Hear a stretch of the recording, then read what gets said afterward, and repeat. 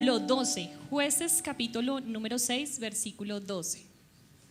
Mientras que ustedes están buscando ahí, hermanos, les recordamos el Congreso de Jóvenes, amén. Ya se está como agotando el tiempo, ya se aproxima el evento y es importante que nos pongamos al día en los pagos, porque mañana pues hay que brindar como un informe de cómo va la situación. Cuando uno se pierde la oportunidad de ir a estos eventos y de pronto no los toma con el valor que es, después le da pesar cuando todo el mundo empieza a conversar, no, estuvo buenísimo el congreso, mire lo que pasó, habló de esta persona, vino tal, y a uno como que le da pesar. Entonces en este momento estamos justo a tiempo para decir yo voy y apartar de una vez el cupo, porque se acaban los cupos y después ya no pueden entrar. Amén. Bueno, ¿ya lo tienen? Amén.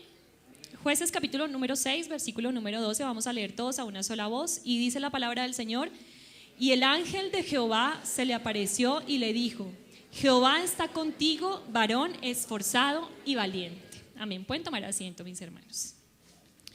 Mientras hay vida, hay esperanza. ¿Se han escuchado esa frase? Yo creo que tiene la razón. Esa frase tiene la razón.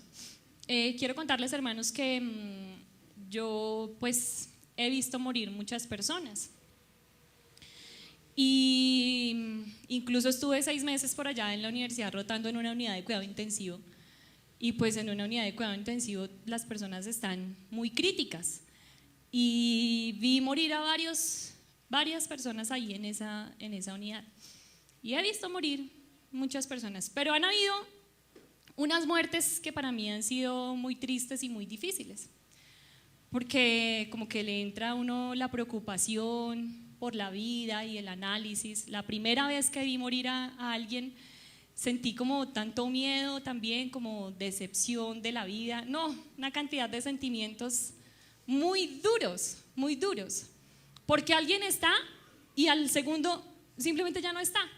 Tenga 5 meses, tenga 10 años, 20, 30, 100 años, todo eso se acabó, las experiencias que pudo haber tenido, la sabiduría que pudo haber adquirido, los amigos que pudo haber tenido, ya no, la riqueza que pudo haber tenido, ya ya se acabó todo y se sopló y ya, pasó. Y de pronto lo recuerdan sus hijos, sus familiares, y pasa 1, 2, 3 generaciones. Creo que esto ya lo había dicho acá, pero nosotros no nos acordamos de los que nacieron en 1900. Y 1900 fue hace poco, hace 100 años, y se murió y ya.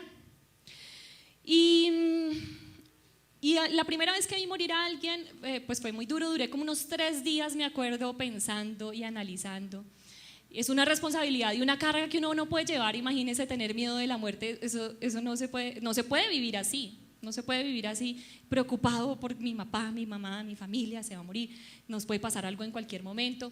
Luego viene como tristeza, luego me vino como unas ganas de salir a evangelizar, y dije, pero esa persona se fue tal vez sin Dios, y yo estoy acá viva, y tenemos en nuestras manos la bendición de poder decirle a alguien: oiga, Cristo lo ama, el camino a la salvación es el arrepentimiento, el bautismo en el nombre de Jesús. ¿Qué estoy haciendo?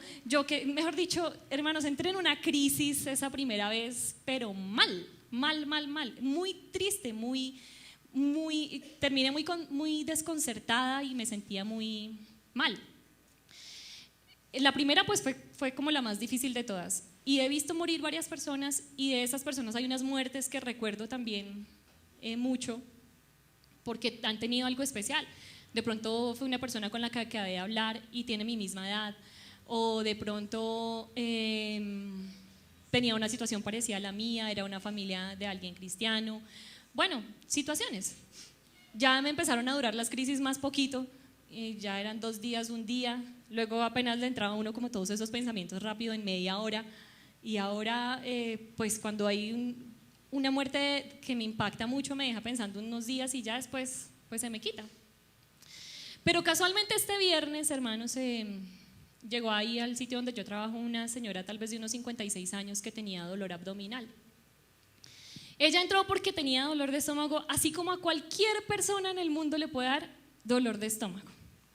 Entonces, bueno, empezaron a hacerle unos exámenes, no, toca pasar la cirugía, puede ser una apendicitis, pero es que le duele mucho, puede ser esto, no, reservémosle de una vez una cama en la unidad de cuidado intensivo, hagamos esto, movamos, subamos. Yo la alcancé a ver a ella y cuando estaban en plena cirugía me llamaron: venga que necesitamos hablar con usted, hay que hablar con los familiares. Resulta que al abrir el abdomen lo que tiene la paciente no es una apendicitis ni algo del intestino como tal, sino que tiene un aneurisma en la aorta. Me voy a hacer entender con lo siguiente. Tener un aneurisma, la aorta pues es uno de los principales vasos sanguíneos que tenemos en el cuerpo. Sale del corazón, hace como un callado, baja por el abdomen y aquí se abre hacia una pierna y hacia la otra pierna. Es la principal. Y un aneurisma es como un chichón de los que le sale a un balón de baloncesto, como que se adelgaza la pared y tiene riesgo de empezarse a romper. ¿Me hice entender? Entonces, cuando dicen eso, nadie puede tocarlo, porque con el solo hecho de tocarlo se puede romper. Y ya había incluso un coagulito de sangre, es decir, ya se había escapado sangre del interior de la arteria y había puesto un coágulo alrededor de la arteria y estaba eso contenido. Entonces empezaron como una junta médica: bueno, ¿qué hacemos? La dejamos con un pocotonón de compresas ahí, le cerramos la piel, le intervenimos quirúrgicamente, ¿qué hacemos? Y empezó a haber una discusión. Ahí en medio de eso yo tuve que hablar con la familia, les dije: la situación es muy crítica, si se opera es un riesgo muy alto, si no se opera peor, si se traslada, porque lo ideal es que esta cirugía la haga un cirujano vascular, el solo hecho de trasladarla en una ambulancia y pasar por un hueco pues es muy crítico. Si la paciente tose o hace alguna fuerza, a pesar de estar relajada en la anestesia, mal, todo era crítico. Y yo estuve como que pendiente, salí ya del trabajo, hablé con los familiares y me fui pensando en eso, y la vi cuando la pasaron de las salas de cirugía a la unidad de cuidado intensivo. Yo estaba con la familia y pasaron acá con la señora intubada, la trataban como una porcelana, empujando esto para que, mejor dicho, no hubiera el más mínimo movimiento y el más mínimo trauma. Como a las 8:30 de la noche me llamó la cirujana: hola, ¿cómo estás? No, mira, te quería contar que la paciente se murió. Estaba ahí en la unidad de cuidado intensivo y entró en paro. Cuando la fueron a reanimar, pues le hicieron masaje cardíaco, no duró nada y eso se rompió y empezó a sangrar por el abdomen y se desocupó. Por más que se inicie una transfusión de 1000 unidades de sangre, sale a chorro, no hubo nada que hacer. Y yo me preguntaba: pero esta señora estaba bien, el aneurisma no le salió de la noche a la mañana, lo tendría un par de años ahí, pero pues nadie va a tomarse un TAC de abdomen todos los días a ver si es que tengo un aneurisma, pues eso sería muy ilógico. Hay cosas que se hacen preventivamente para mirar, que la citología, que el examen de mama, que el examen de próstata, pero pues nadie va a consulta: quiero que me tomen de todo para saber si tengo algo como tan raro como lo es un aneurisma. Es una circunstancia que se sale completamente de las manos, uno no la puede planear. Y yo pensaba: pudo haber sido cualquiera, pude haber sido yo, que entra a una clínica en la mañana y por la tarde ya simplemente no está, su familia, ya no hay nada, todos sus sueños, todas sus esperanzas se fueron. Sí, me hago entender, hermanos, sí, eso es muy duro. Y como les decía, el estar preocupados por si vamos a morir o no, o si alguien de nuestra familia va a fallar, o si va a tener un accidente, o si se va a fracturar una pierna, es una carga que nosotros no podemos llevar, porque no viviríamos, estaríamos estresados todo el día. Dios nos cuida a nosotros y Él nos da la tranquilidad. Nosotros no podemos tener incertidumbre por el futuro, porque nuestro futuro es un éxito en las manos del Señor. ¿Y saben qué es lo más lindo? Lo más lindo es que en el peor de los casos o en el mejor de los casos morimos. Pero dice la palabra del Señor: no quiero que desconozcan, hermanos, que la muerte de una persona que no está en la iglesia es completamente diferente a una muerte de alguien que ha vivido con Cristo. No es como los que no tienen esperanza, ¿cierto que no? Y si usted ha tenido la oportunidad de ir al entierro de alguien que de pronto usted se pone a pensar: ay, esta persona no se arrepentía, no se arrepintió delante de Dios, la sensación es completamente diferente a cuando se muere alguien que uno sabe que es firme en la vida cristiana y empieza uno a hablar, uno sabe, hermano, allá nos vemos, ya las palabras son de Él se nos adelantó, está en un sitio mejor que nosotros, y hay hasta un poco de alegría en medio de tanta tristeza. Hay esperanza. Mientras que hay vida, hay esperanza, y nosotros tenemos esperanza aún más allá de la muerte. De hecho, nuestra mayor esperanza es ver cara a cara al Señor. Esa es nuestra mayor esperanza. Gloria al nombre de Jesús. Aleluya. Bueno, entonces, aprovechando que estamos vivos, porque mientras que hay vida hay esperanza, yo quiero que usted piense en ese sueño y en eso que se le quedó pendiente por hacer. Vamos a pensarlo, ¿no? Cuando yo estaba pequeña yo me quería mandar a poner los brackets, por ejemplo, es un ejemplo. O no, yo siempre estuve pensando que quería o que podía hacer un curso de tarjetería, porque yo quería vender tarjetas y en un matrimonio que estuvieran mis tarjetas. Piense en eso que usted tiene pendiente ahí y que dice, no, pero yo ya estoy, como veíamos en la obra de teatro, ahí era muy sobre el estudio, pero hay muchas cosas que no tienen que ver con la vida secular que se le quedan a uno pendientes en el tintero. ¿Ya lo tiene? Ahí, listo. Se me quedó esto pendiente, sea grande, mediano o pequeño. Y resulta que pasan los días y uno se siente como apretado, como que no hay plata, como que ya no esa es la época, ya no hay tiempo, las circunstancias a mi alrededor no se prestan para eso. Como que dejémoslo ahí, no hay necesidad. Pero yo quiero que hablemos en esta mañana de un hombre que era como nosotros, común y corriente, de Gedeón, que es el texto que estábamos leyendo, para que nos demos cuenta que Dios se interesa hasta por lo más pequeño que tiene que ver en nuestras vidas, que nuestros pensamientos, nuestros sentimientos, nuestras situaciones no le son indiferentes a Él, que Él no dice, otra vez acá este hijo mío molestando con el mismo cuento y nos deja morir. No, hermanos, Dios está, mejor dicho, al milímetro con nosotros. Dios nos está respirando en los oídos las 24 horas del día y pendiente saber qué es lo que nosotros necesitamos, qué es lo que estamos pensando. Por eso tenemos que tener mucho cuidado. Yo en alguna ocasión le decía a unos adolescentes que Dios es como un novio para nosotros. Él es nuestro novio, ¿cierto?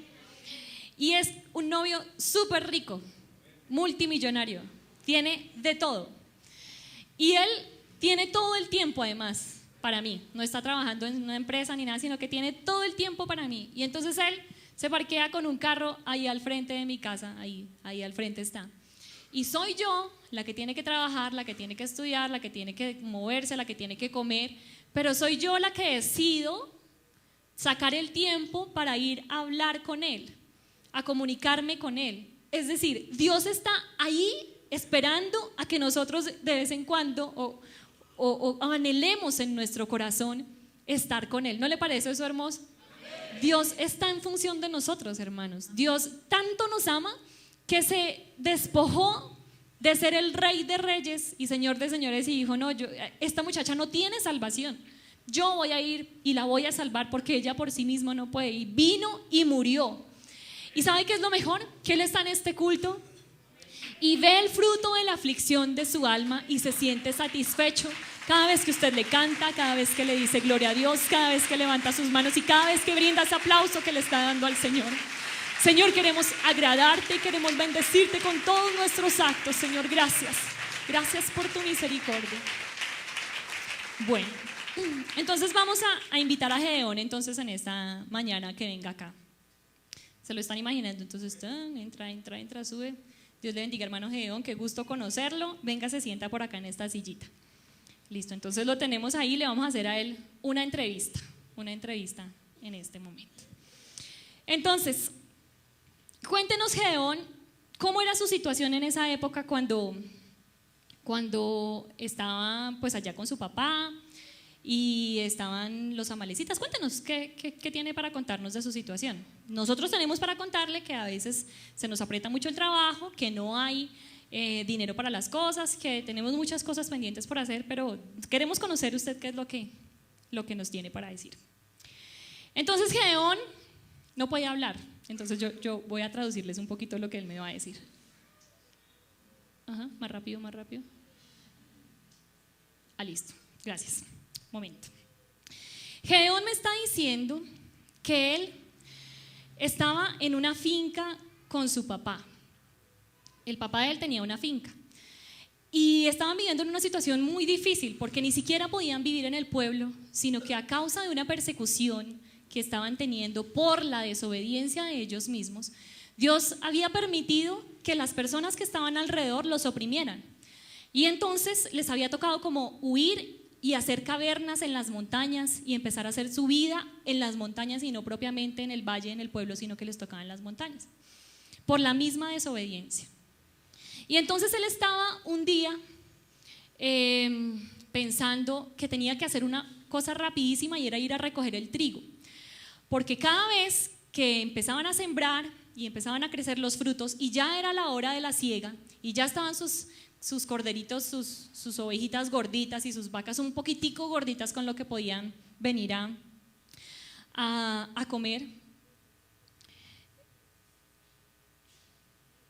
venían entonces los madianitas, los amalecitas y los hijos del oriente con caballos, parecían langostas, dice la Biblia, parecían langostas de la gran multitud que había, venían con caballos y les arrebataban absolutamente todo el producido de 3, 4, 5 meses, el tiempo que ellos hubieran trabajado. Se les llevaban las vacas, se les llevaban el ganado, cogían el trigo y se lo llevaban y se quedaban ellos cada vez sin menos cosas para poder preparar pan y cada vez se iban empobreciendo más y tenía hambre. Entonces Gedeón era avispado, inteligente, entonces él dijo: antes de que vengan a hacerme aquí el atentado, yo me tengo que avispar y tengo que ir a recoger el trigo porque no demoran en venir. Entonces él me cuenta que se fue a recoger el trigo y había una encina es un árbol con un tronco grandísimo y una copa muy frondosa. Y él estaba como al lado de esa encina recogiendo el trigo y batiéndolo como en una coquita ahí para poderlo guardar, cuando se le apareció el ángel de Jehová y le dijo: Gedeón, Jehová está contigo, varón esforzado y valiente. Uy, hermano, a mí estas palabras me producen escalofrío. ¿Por qué? Vamos a cerrar un paréntesis ahí con Gedeón. Porque Gedeón es como nosotros, o nosotros somos como Gedeón. Vivimos en medio de una situación externa, usted conoce la suya, sabe a cuál me refiero, yo no la sé, usted sabe cuál es. Pero vivimos en medio de una situación que de pronto nos produce angustia, desespero, preocupación. Imagínese él, pobrecito, si no le hacía rápido, se iban a llevar lo que él había producido. Y de pronto se le aparece el ángel del Señor y le dice estas palabras, cuando él ni siquiera pensaba que alguien le pudiera estar poniendo atención. Y así nos pasa a nosotros todos los días como que salimos, oramos y venimos a culto, pero no hay nadie encima de nosotros ahí mirando a ver si sí es cierto que nosotros estamos haciendo las cosas, o a nosotros nos parece que nadie está. Dios sí está mirando. Y Dios nos está diciendo en este momento: Jehová está contigo, varón esforzado y varón valiente. Aquí Gedeón me está contando, sí, muy bien, gracias, que él no entiende por qué le dicen varón esforzado y valiente, si resulta que prácticamente estaba escondido y estaba ahí de pronto hasta con miedo. Y a nosotros nos pasa lo mismo, ¿cierto? Pero el Señor vio en él lo que iba a pasar, porque es que Dios es un eterno presente. Y aunque usted y yo de pronto subestimamos a las personas y decimos: este muchacho no sirve para nada, puro desorden, no se toma las cosas en serio, no tiene futuro, Dios no lo mira así. Dios mira a las personas en su interior. Y a Gedeón lo vio cómo iba a ser después y le dijo: varón esforzado y valiente. Mi hermano, ahí tenemos que tener mucho cuidado, porque como no conocemos los planes del Señor, a veces nos ponemos a juzgar la situación actual de las personas y no sabemos al final Dios en qué las va a convertir, y muy triste nosotros tener que quedarnos callados o comernos nuestras propias palabras, ¿cierto? Nos ha pasado. Entonces que el Señor nos ayude a corregirnos. Bueno, entonces continuando, Gedeón entonces le respondió: no, pero yo no, si Jehová está con nosotros, ¿por qué nos ha sobrevenido todo esto? ¿Dónde están todas sus maravillas? Nuestros papás nos cuentan que Él los sacó de la tierra de Egipto, a una tierra que producía leche y miel, pero ahora estamos completamente abandonados, nos ha dejado en manos de los madianitas y no lo vemos. Pero el Señor le dijo: ¿no te envío yo? ¿Acaso no soy yo el que está contigo? Eso nos pasa a nosotros, mis hermanos. Empezamos a pensar en todo lo negativo que hay.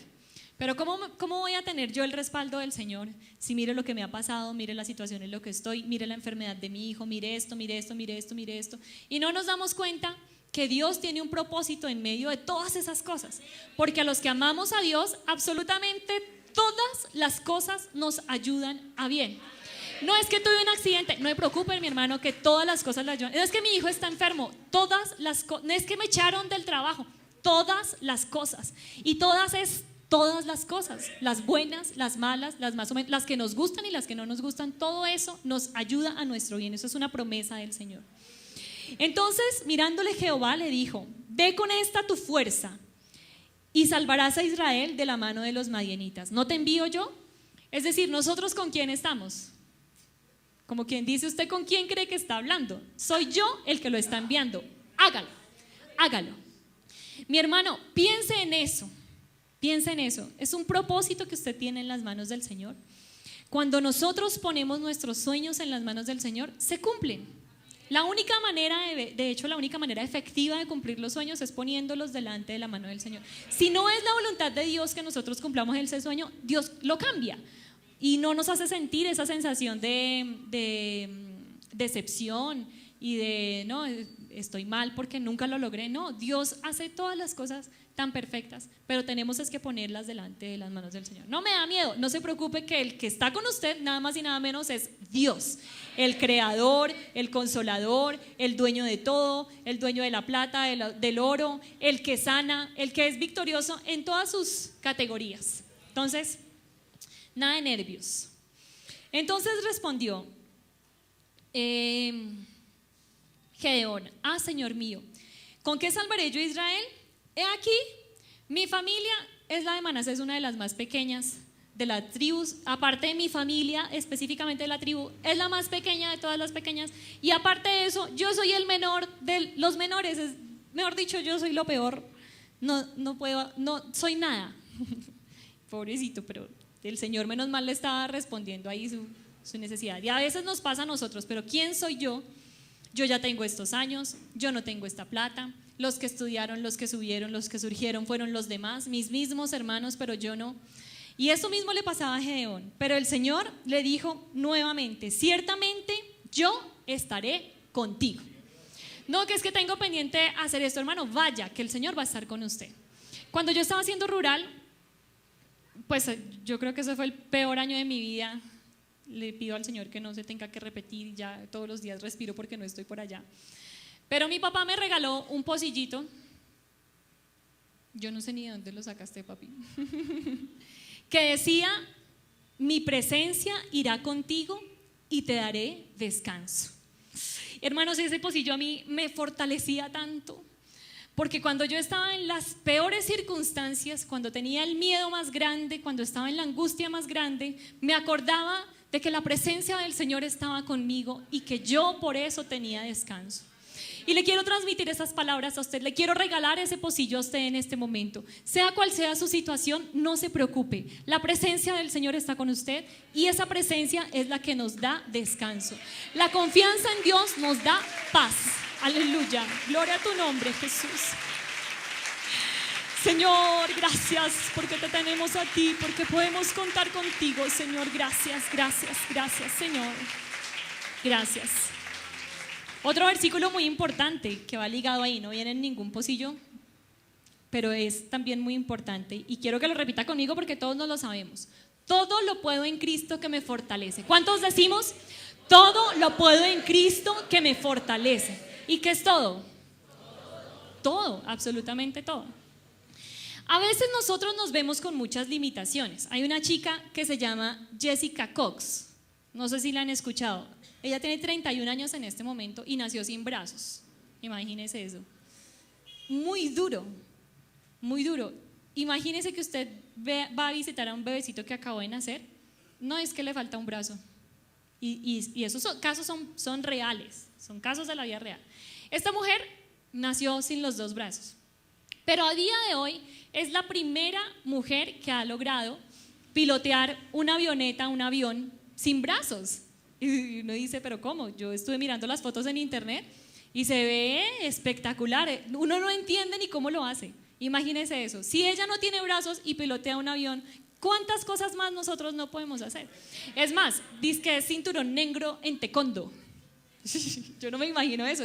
Ella para llegar a ser cinturón negro, tuvo que haber peleado 1, 2, 3, 4, 5 y con esas piernas, y uno le da un manazo y ella mejor dicho, al doble de velocidad que cualquiera de nosotros lo pudiéramos hacer. Es un ejemplo, ¿cierto?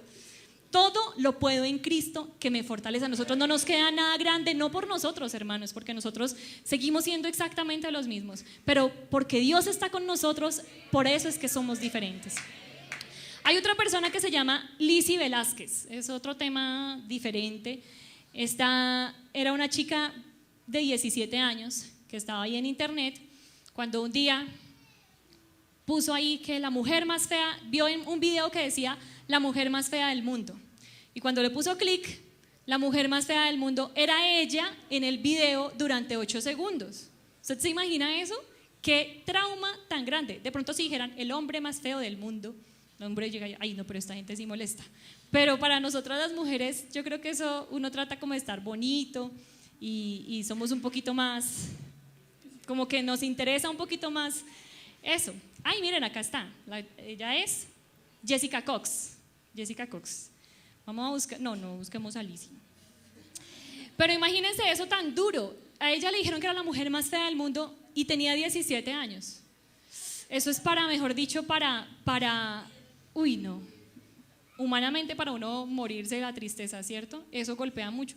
Aparte iba al colegio, todo el mundo la molestaba, en la calle. Ella tiene 2 enfermedades muy graves, en una no se le desarrolló bien el tejido conectivo, por eso de pronto tiene ciertas formas en su cara, mide muy poco, pesa como 27 kilos, en fin, pero es un ser humano, como cualquiera de nosotros, y pues le golpeó eso muy duro. Pero a día de hoy, hermanos, es una mujer tan exitosa, va por todos los países, o no sé por todos, pero ha ido a muchos países a hablar de lo que ha sido su experiencia, a dar charlas de motivación, de que las personas pueden salir adelante en medio de tantas situaciones. Y es una mujer adinerada, mejor dicho, hasta envidia le produce a uno a veces por todas las cosas que ha alcanzado. Es increíble. Usted y yo, gracias a Dios, somos bonitos, tenemos estas lindas caritas y además todo lo podemos en Cristo que nos fortalece. Ya un último ejemplo. Aleluya. Un último ejemplo, hay un señor que se llama Carlos Soria Farfán. Carlos Soria Farfán tiene 77 años y este señor no se ve tan viejito, realmente uno diría, ay no, a los 77 años ya está ahí todo arrugadito de todo, no se ve tan viejito. Pero este señor se propuso que iba a subir las 14 montañas más altas del mundo durante su vida. A día de hoy lleva 12 montañas, le faltan 2 y si Dios se lo permite, pues va a subir las otras 2 que le quedan. Con 77 años, imagínense. ¿Se acuerdan, hermanos, cuando fueron a la montaña hace un par de años? Yo no fui en el Majuy. Yo no fui porque, bueno, porque a mí no me gusta mucho hacer ejercicio. Entonces por allá voy, me da la turuleta y me desmayo y después me tienen que traer, no, mejor dicho. Pero cuando llegaron los hermanos allá a la casa, la hermana Laurita había subido y había dado la vuelta y había bajado. La hermana Laurita no sé cuántos años tiene, pero es una mujer adulta, anciana, y con todo y todo se subió toda la montaña del Majuy y la volvió a bajar y ahí llegó lo más de fresca, y después todos los que llegaban detrás de ella, rojos pues como un tomate con la lengua afuera, ay no, terrible. Y la hermana Laurita, bien, porque nos está enseñando que todo lo podemos en Cristo que nos fortalece, amén. Ah, claro, quería volver. 87 años tiene la hermana Laurita, de admirar, muy bien. Nosotros también podemos, porque todo lo podemos en Cristo que nos fortalece. Bueno, no olvidemos pues acá nuestro personaje. Ahí está. Vamos a recordar a nuestro personaje Gedeón, que lo tenemos ahí. Entonces el Señor le dio esas palabras y él se fortaleció. Así como nosotros vamos a salir fortalecidos de este culto. Hacer lo que Dios nos ha mandado. Nuestros sueños son de muchas formas, unos académicos, unos quieren estudiar, otros quieren de pronto tener otra cosa, bueno, en fin. Pero siempre los tenemos que tener, porque si no tenemos sueños, si no tenemos proyección, pues el que no sabe para dónde va, cualquier bus le sirve, ¿verdad? Dios mirará qué hace con nuestras vidas. Dios no está probando con nosotros, ni está experimentando a ver yo qué hago con este muchacho. No, Dios ya lo tiene todo bajo control. Entonces nosotros no tenemos que preocuparnos, tenemos que soñar y tenemos que trabajar, ser esforzados y valientes, como dice la palabra del Señor. Entonces estaba él ahí, ya estaba fortalecido. Y entonces sigue Gedeón ya sabiendo su promesa, pero le pide al Señor una señal. Entonces, Señor, si yo, y le hablaba a Dios con mucho respeto, Señor, si yo he hallado gracia en tus ojos, y esto que tú me estás diciendo es verdad, que vas a salvar a mi pueblo Israel de la mano de los madianitas a través mío, yo te pido que me des una señal. Voy a dejar un vellón afuera de mi casa, y si el vellón resulta húmedo en la mañana del rocío, pero todo el suelo a su alrededor seco, yo entenderé que tú estás conmigo. Entonces acostó Gedeón a dormir, y cuando se levantó, abrió su ventana y vio que todo estaba seco y dijo: anoche no llovió, anoche no hubo rocío, anoche no hubo nada. Pero se acercó al vellón y empezó a tocarlo y estaba húmedo. Y lo empezó a escurrir y sacó, dice la Biblia, que un balde lleno de agua. Es como si Dios le estuviera diciendo: ¿quieres señal? Mire, yo le doy muchísimo más, muchísimo más. Cuando yo me fui a casar, a uno siempre le dan dudas, ¿cierto? Y ahí, ¿será que sí es la voluntad del Señor? Yo dije, cada uno lo maneja como quiera, les estoy contando solamente mi experiencia. Yo dije: Señor, yo quiero esta señal y esta, una cosa de mi vida cotidiana. ¿Sabe, mi hermano? El Señor me dio eso y más, como 2 veces más de lo que yo le había pedido. A mí eso me dio una fortaleza de parte del Señor, que yo, mejor dicho, estoy totalmente convencida y feliz, porque sé que mi matrimonio es la voluntad del Señor. El tema de las señales para unos significará una cosa, para otros otra, pero depende como de la fe de cada uno, de su experiencia personal con el Señor. Lo que yo sí le puedo decir es que cuando uno hace una oración, Dios se la responde. Como usted la quiera hacer, Dios simplemente se la responde. Gedeón utilizó ese método. Él dijo: yo voy a ponerte una señal, y le sucedió lo que le sucedió, y sacó un balde lleno de agua. Pero aún así, con su tema, se acerca otra vez: Dios, perdón, yo sé que ya lo hiciste una vez, pero te ruego, si he hallado gracia delante de ti, otra vez que me lo confirmes. Si resulta que mañana cae el rocío del cielo y el vellón, en vez de amanecer húmedo como hoy, amanece seco, y el resto de la tierra húmeda, yo entenderé que lo que tú me estás diciendo es una promesa para mí. Entonces el Señor: sí, claro, hágale. Al otro día se levantó Gedeón, abrió las ventanas y estaba todo húmedo. Y cuando se acercó al vellón, seco, completamente seco. Tan lindo que es el Señor con nosotros. Hasta en eso nos ayuda el Señor, nos ayuda en nuestra inseguridad, en nuestros problemas, en la indecisión. Dios es el que nos ayuda a tomar decisiones. Gracias, Dios. Aleluya. Mi hermano, es que usted y yo tenemos un privilegio muy grande. Nada más y nada menos que conocemos a Dios. Dios es tan inexplicable, y usted y yo hemos sido tan llenos de gracia por parte de Él, que estamos en esta iglesia cantándole.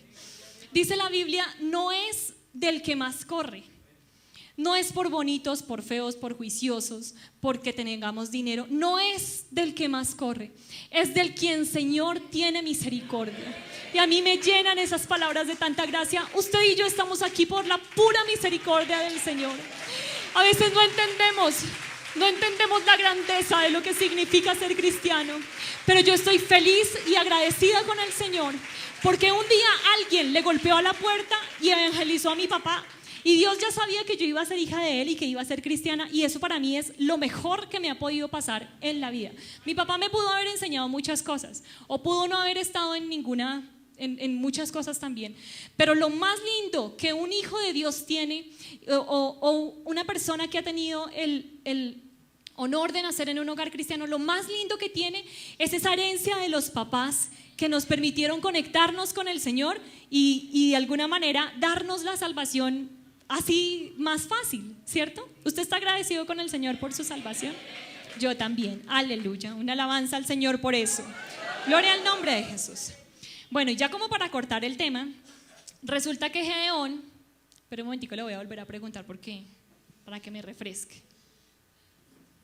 Ok, gracias, muchas gracias. Gedeón está ahí mirando a ver cómo es que nosotros estamos haciendo, qué caritas estamos haciendo.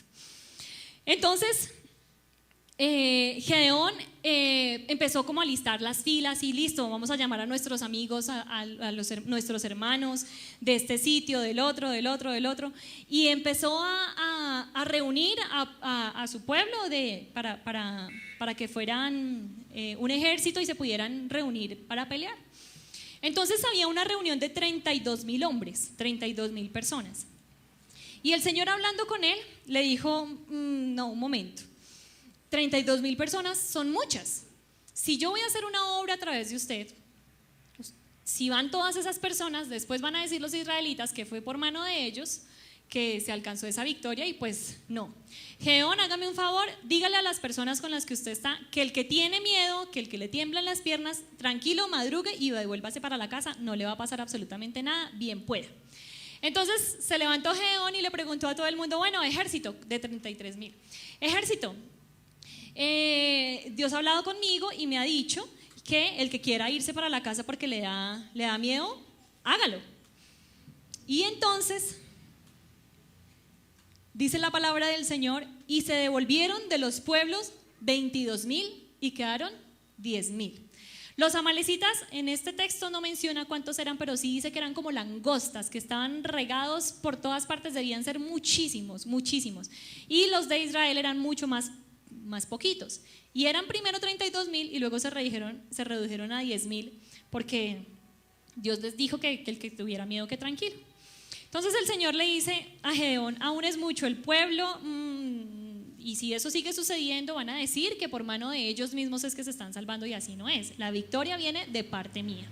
Entonces por favor llévalos a las aguas, allí te los probaré, y del que yo diga, este va contigo, irá contigo, mas el que yo te diga, este no va contigo, no irá contigo. Entonces llevó el pueblo a las aguas Gedeón, y Jehová dijo a Gedeón, cualquiera que lamiere las aguas con su lengua, como lame el perro, a aquel pondrás aparte. Asimismo, el que doblare sus rodillas para beber, a ese pondrás aparte. Y Dios hizo una obra grande, hermanos, ahí. Lo que entiendo yo de este texto era que según la manera en cómo ellos bebían, podían tener o no su cabeza levantada para estar mirando alrededor y su espada en la mano. Es decir, el que se agacha y empieza ahí a beber sin ningún, está como muy desprevenido. Entonces eran esas personas estratégicas. Mi hermano, y ahí quiero decirle una cosa muy especial. A veces uno pierde amistades, a veces uno dice, pero esta persona, ¿por qué me defraudó de esta manera? ¿Por qué está haciendo esto? ¿Por qué está haciendo aquello? No se preocupe, que Dios está poniendo personas estratégicas al lado suyo para que le ayuden, para que usted también les ayude, para que todos tengamos una misma visión. Si usted pierde una amistad o si de pronto está ahí con un problema con alguien, el Señor está haciendo una obra también ahí especial. Cuidémonos más bien de que no seamos nosotros los que no seamos estratégicos para los demás, ¿cierto? Ahí sí daría mucha tristeza. Tratemos nosotros de tener una vida fiel a Dios para que Dios también nos tenga en cuenta. Si el Señor nos tiene en cuenta, es un honor. Y entonces resulta que de todos esos quedaron apenas 300 personas, 300 hombres, para acabar con todos los amalecitas, imposible. Nosotros a veces vemos nuestra situación así, igual imposible, pero Dios hace cosas que nosotros ni entendemos. No hay casualidades en Dios hay propósitos. No está experimentando el Señor con nosotros, Dios tiene clarito qué es lo que va a hacer.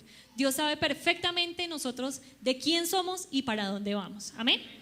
Y bueno, y ya finalmente entonces Dios le dio instrucciones a Gedeón, y Gedeón les dijo a las 300 personas que estaban con él, nos vamos a organizar en 3 escuadrones, uno por acá, otro por acá, otro por acá, cada uno tome una trompeta, así como los hermanos de la banda, cada uno coja su instrumento, tómelo, listo, y en la otra mano cada uno va a coger una olla de barro y por dentro le va a poner un pedacito de madera que está con fuego, y cada uno va a hacer lo que me van a ver hacer a mí. Cuando Dios le dio la orden a Gedeón, Gedeón se ubicó en un sitio estratégico y empezó a sonar esa trompeta en plena noche, durísimo, cogió la olla y la reventó contra el piso, y pienso yo que eso empezaba como a hacer fuego, pero el sonido de eso era tan tremendo que se levantaron todos los que estaban en contra del pueblo de Israel, desesperados de pensar que tanto era el pueblo que estaba invadiéndolos, y Dios metió ahí su mano poderosa e hizo que cada uno de los amalecitas se fuera en contra de su compañero y empezaron a matarse entre ellos mismos. Dígame si eso solo se le ocurre al Señor. Y ese mismo Dios es el que hace cosas por usted y por mí. Aleluya, aleluya, aleluya. Señor, gracias, gracias, porque tú actúas en medio nuestro de unas maneras que nosotros ni lo podemos entender. Aleluya. Hay cosas que nosotros vemos y hay cosas que no vemos. Y cuando nosotros a veces nos damos cuenta de algo que el Señor ha hecho por nosotros, de una vez uno como que levanta la cabeza y dice, esto fue mi Dios, qué rico. Pero hay cosas que tampoco nosotros no vemos ni podemos controlar. Pero a Dios no le importa si es invisible, visible, si es en la red de internet que tiene que meter la mano. Dios hace cosas maravillosas y usted y yo debemos estar agradecidos con el Señor, porque cada vez que a nosotros las cosas que nos pasan a nosotros no son casualidad. Cuando Dios mete su mano por nosotros, vamos es en victoria, mis hermanos. Nosotros vamos es para adelante porque el Señor va con nosotros. ¿Cuál es el problema? Número uno, cuando dejamos de serle fieles a Dios. Cuando empezamos a pensar, a dejar que en nuestra cabeza se entren pensamientos que no tienen que estar, sino que de pronto nos dejamos llenar de cucarachas o que se nos entre el gorgojo a nuestra vida y perdemos la fidelidad a Dios. Número dos, cuando empezamos a hacer cosas por nuestra propia cuenta.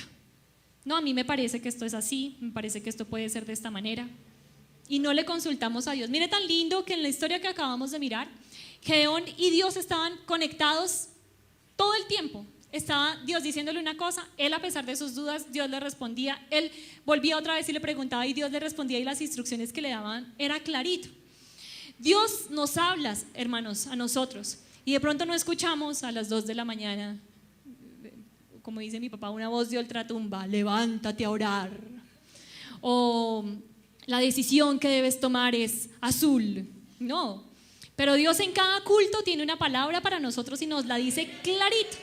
Y aunque tenemos 300 personas con 300 cabezas diferentes, con 300 pensamientos diferentes, Dios nos habla a cada uno de una manera particular. Y entonces, mis hermanos, Gedeón tuvo una gran victoria. Después de eso, lo que pasó fue una liberación muy especial. Aparte, empezaron ellos a cuidar también su corazón, porque se había metido la idolatría al pueblo de Israel y estaban formando altares de Baales, de Acera, que no eran agradables delante de los ojos de Dios. Recordemos que la idolatría a Dios no le gusta.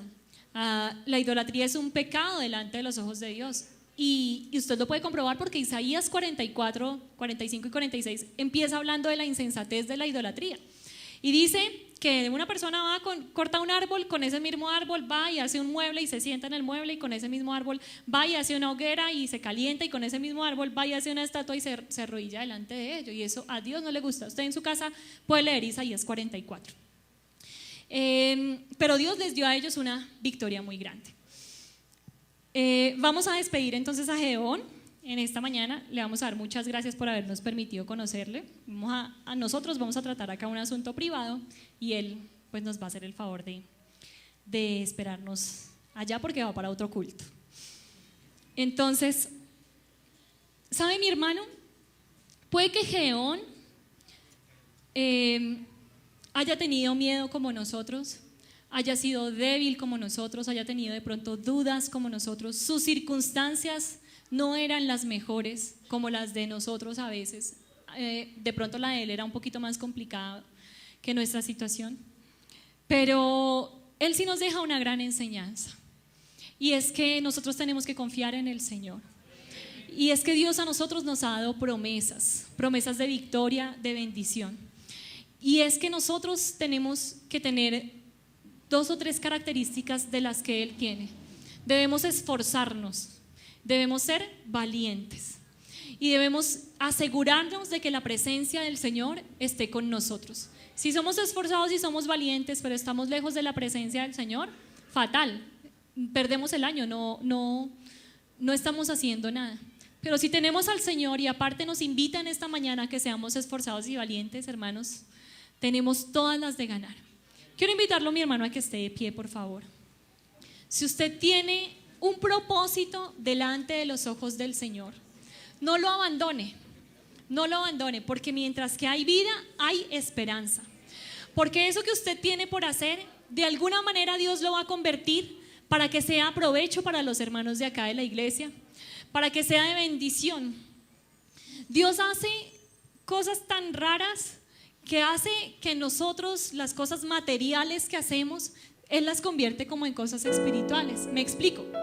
Si alguien organiza un campamento y alguien necesita la plata para ir al campamento, o están organizando el comité algo para el campamento, a otra persona se le ocurre: no, vamos a hacer un festival de postres, y saca de su bolsillo y hace el postre y va y lo pone allá, le dice al uno, al otro, reúne todos los postres y los vende, y ese es un esfuerzo para uno, ¿cierto? Pero resulta que con esa plata que se logra recolectar por el festival del postre, alguien puede ir al campamento o se puede conseguir los tiquetes del hermano que va a venir a predicar, y al rato esa persona va al campamento y recibe el Espíritu Santo, y Dios transforma lo que nosotros hacemos con nuestras manos en cosas grandiosas que nuestra mente no alcanza a comprender. Nosotros no podemos tomar ni una sola decisión sin contar con la ayuda y con la bendición del Señor, la aprobación de Dios. Porque las decisiones que nosotros tomemos nos van a afectar positiva o negativamente a nosotros mismos y a los que están a nuestro alrededor. Tarea y compromiso en esta mañana: vamos a ser esforzados, vamos a ser valientes. Valiente es alguien no que no tenga miedo, sino que a pesar de su miedo dice: listo, lo vamos a hacer, lo vamos a hacer. Y número 3, vamos a asegurarnos que la presencia del Señor está con nosotros.